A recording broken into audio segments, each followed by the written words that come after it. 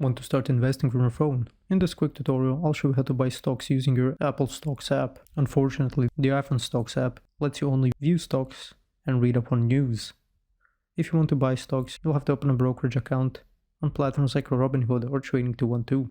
First, download the Trading212 app from the App Store or Google Play Store.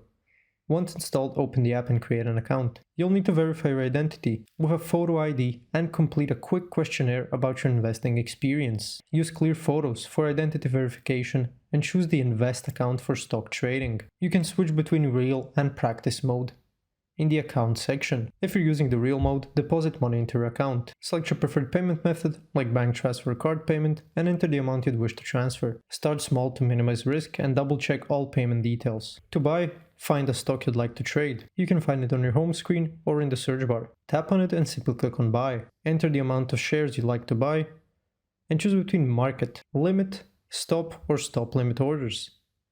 For beginners, start with fractional shares for diversification.